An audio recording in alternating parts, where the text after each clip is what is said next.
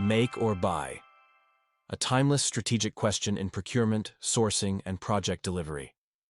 In today's volatile global economy, marked by supply chain disruptions, geopolitical risks, and rising sustainability demands, the decision isn't just about cost anymore. It's about value, resilience, and impact. Today, we explore this decision through three powerful governance lenses: the commercial lens from CIPS, the public value lens from CIPFA, and the execution lens from PMI. Together, they converge to create a strategic synthesis for smarter sourcing decisions. First, the commercial lens, rooted in CIPS best practice. Here the focus is clear: market value, total cost of ownership, or TCO, and supply risk management. We ask, is this core to our competitive advantage? Do we have internal capability, or does the market offer better quality, innovation, and cost efficiency? In volatile times, this lens drives decisions that optimize economics while protecting against supplier dependency and market shocks. Next, the public value lens, guided by CIPFA principles, especially in the public and regulated sectors.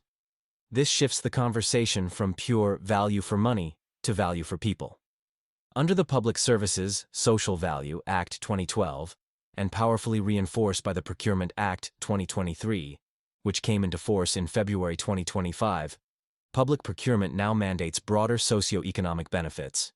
We evaluate: how does this decision enhance community well-being, create local jobs and living wages, support economic growth, protect biodiversity, and drive decarbonization?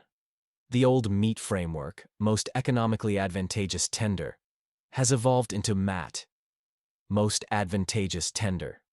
Price remains important, but now it's balanced with ESG factors and public benefit that must go above and beyond core deliverables. Finally, the execution lens, informed by PMI project management standards. This lens prioritizes predictable delivery, on time, on budget, within scope. Key drivers include capacity constraints, schedule acceleration, or lack of internal expertise, often tipping toward buy for speed and specialization. But beware the holdup risk, becoming hostage to a hostile supplier. A classic example is General Motors' IT outsourcing experience, where splitting suppliers ensured competition and mitigated dependency. These three lenses don't compete, they converge.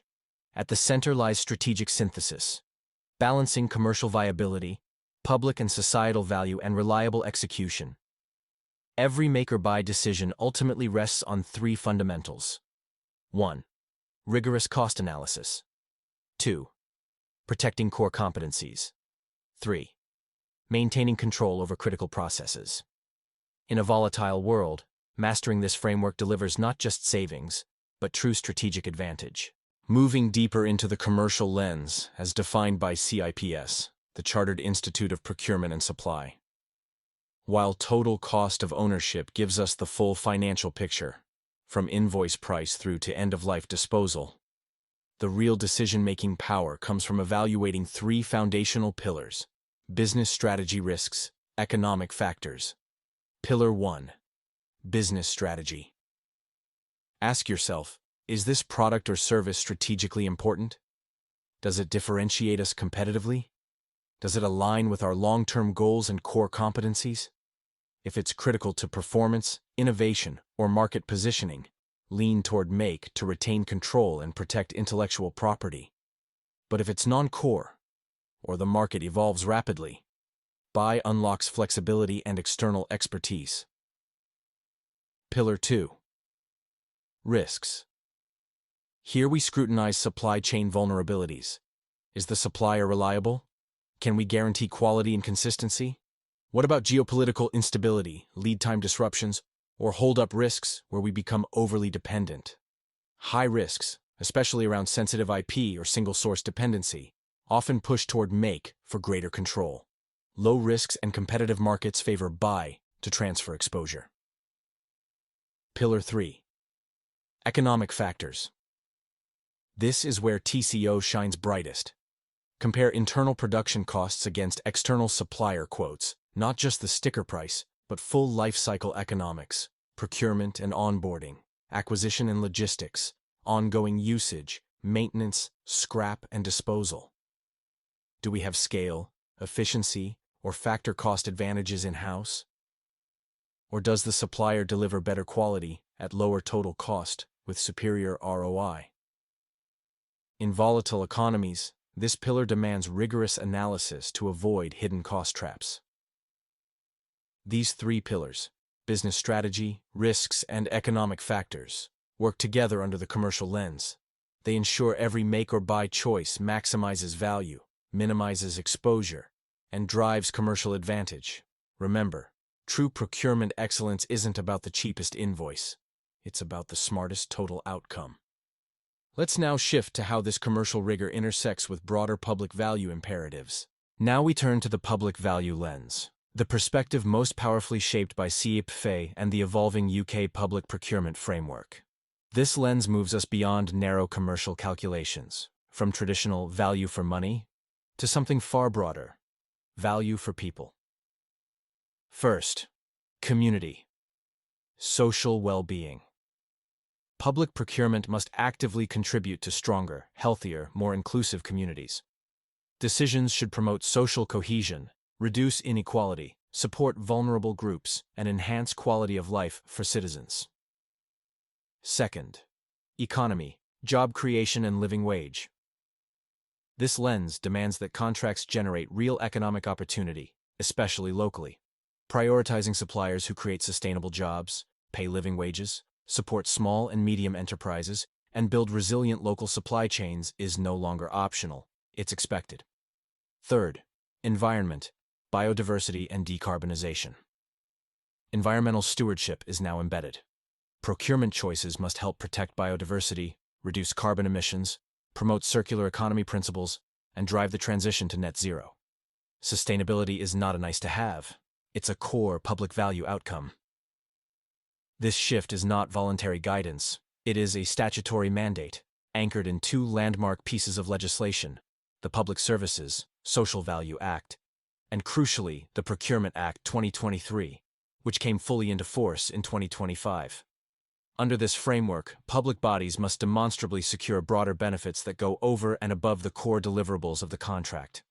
Social value, economic inclusion, and environmental impact are no longer add-ons. They are integral to every public sourcing decision. So under the public value lens, the question changes. Not just how much does this cost, but how does this decision improve lives, strengthen communities, grow the economy, and protect our planet? This is the socio-economic imperative that now shapes public sector make-or-buy choices. Two landmark pieces of UK legislation form the backbone of the public value lens. The Public Services Social Value Act 2012 was the starting point. It introduced the idea that public procurement should consider broader social, economic, and environmental value, not just price and quality. But the real transformation came with the Procurement Act 2023, which came fully into force in 2025. This act builds directly on the foundation of the 2012 Social Value Act, and it hardwires the concept of value for people right into the heart of the entire procurement process. It changes everything. What was once a voluntary consideration, something nice to think about, becomes a statutory objective, a legal requirement. Public bodies must now actively pursue and demonstrate social value in every relevant procurement decision. The shift is complete. From optional good practice to mandatory public duty, this is the legal engine driving value for people across public sector make or buy choices today. And that brings us to how these public imperatives meet the practical demands of project delivery. One of the clearest ways to see the shift in public procurement is through this powerful evolution from meat to MAT. For decades, the dominant framework was meat, most economically advantageous tender. The primary focus, lowest price. Evaluations weighed cost heavily on one side of the scale, with quality on the other, but non-cost criteria were limited and often secondary. The goal was simple: secure the best deal in pure financial terms. This delivered value for money, but only in the narrowest sense. Now look at the modern framework, MAT, most advantageous tender. The shift is profound. Price is still important, but it's no longer the dominant driver. The evaluation compass now points in multiple directions: broader public benefit, ESG, environmental, social, and governance considerations, empowerment of local economies, and community creation. We are no longer just buying goods or services, we are investing in people, places, and the planet. This evolution, from meat to MAT, mirrors the legal and philosophical change we just discussed. Value for money has given way to value for people. Public procurement is no longer a transactional exercise, it is a strategic tool for delivering wider societal outcomes. And that wider lens naturally leads us to the final perspective, how all of this plays out in the real world of project execution. Finally, we arrive at the execution lens, the perspective grounded in PMI principles and real-world project delivery. This lens asks one central question: how do we ensure the project actually gets delivered, on time, on budget, and to the agreed scope, while managing the realities of capacity, time pressure, and external dependencies? But there is a serious counter-risk lurking in this corner, the hold-up risk. This is the danger of becoming hostage to a hostile or opportunistic supply market. When you outsource something critical, you can lose leverage. Suppliers may raise prices later, delay deliverables, reduce quality, or exploit dependency, especially if you're locked into a single vendor. A famous real-world example is General Motors in the early days of IT outsourcing. They initially awarded massive contracts to a few dominant providers, only to find themselves vulnerable to price hikes and inflexibility. Their response: they deliberately split the outsourcing across multiple suppliers, creating competition, restoring bargaining power, and dramatically reducing hold-up risk. So under the execution lens, the make or buy choice is all about balancing speed and specialization against control and predictability. It always circles back to those three fundamentals we've seen throughout: rigorous cost analysis, protecting core competency, maintaining control over processes. Get this balance wrong, and project delivery becomes unpredictable. Get it right, and you achieve reliable, resilient outcomes even in volatile conditions. With all three lenses now in view, let's see how they converge into a unified strategic approach. Make or buy is never merely tactical. It is the deliberate architecting of your organization's future ecosystem.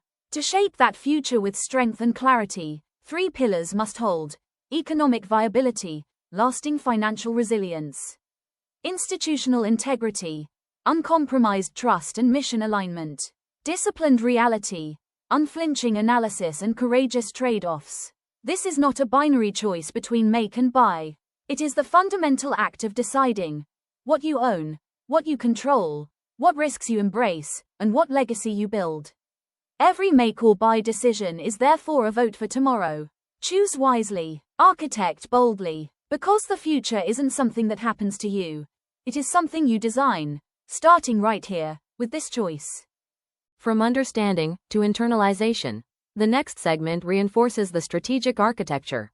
We move from knowing the framework to embedding it into disciplined thinking. Repetition is not redundancy, it is refinement, it is structure becoming instinct. Let us continue. Today, we're going to unpack a really powerful framework to help you get it right. So, what are we really talking about here? Well, at its heart, it's pretty simple. Do you do it yourself, or do you pay somebody else to do it? But it goes so much deeper than just convenience. This is a profound strategic choice that actually defines who you are and, literally, where the boundaries of your organization lie. To make a choice that's actually going to stick, you really need to look at the problem from a few different angles. And that's exactly where the strategic prism comes in. It helps us break down the decision into three unique lenses: the commercial lens, the public value lens, and the execution lens. And trust me, each one gives you a totally crucial and unique perspective. All right, first up, let's look through the commercial lens. This one is all about getting the absolute best value you can from the market. This lens forces you to ask a really fundamental question. You have to look in the mirror and ask, is this particular function our secret sauce? Is it the very thing that makes us special and gives us an edge?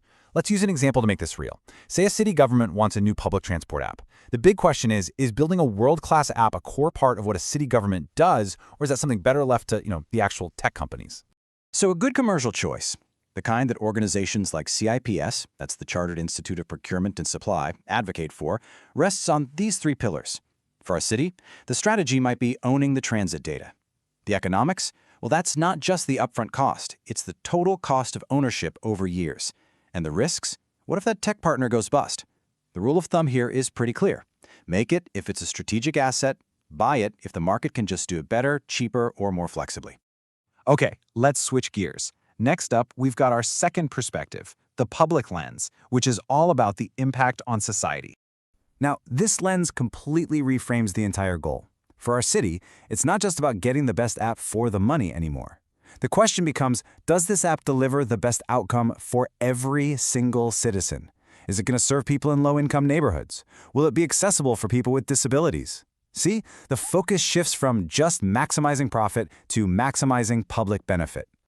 The thinking here, which is often guided by public finance bodies like CIPFA, is built on a much broader idea of value for money. It includes what they call the 4 E's: economy, efficiency, effectiveness, and, really importantly, equity. Plus, you've got unwavering accountability and sustainability baked in. So the logic goes something like this. Maybe you make the app to guarantee it serves everyone equally, or you buy it, but only from a partner who contractually promises to uphold all these public values without ever cutting ethical corners. And that brings us to our third and final perspective, the execution lens. This one is all about the practical reality of getting stuff done. What's so great about this lens is its pure, practical focus on the how. It just cuts right through all the high-level strategy and asks a very simple, very powerful question. For our city, can our internal IT team actually build and launch this complicated app on time and on budget? Or is partnering up the only realistic way to make it happen? Ah, the classic project management triangle. This is core thinking for groups like the Project Management Institute, and it shows the trade-offs perfectly.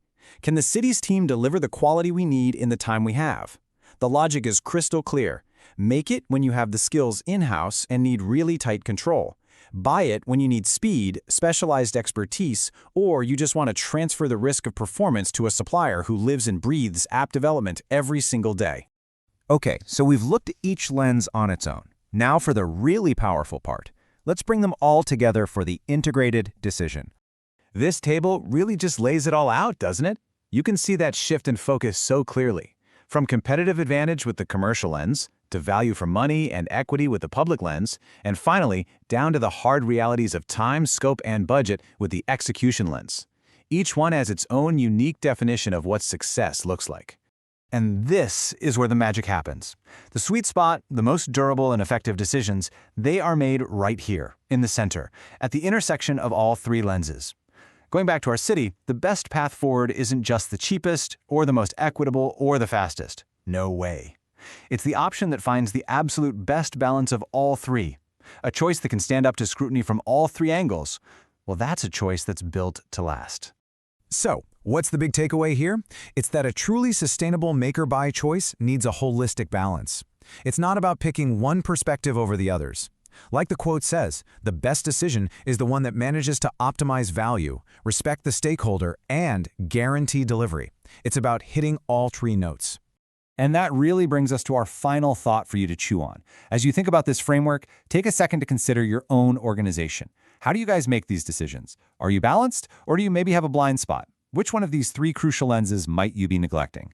Thank you for watching this Infinite Business Dynamics Explainer. We really hope the Strategic Prism framework helps you turn your next complex choice into clear, confident action. For more strategic insights just like this, make sure you follow our channel.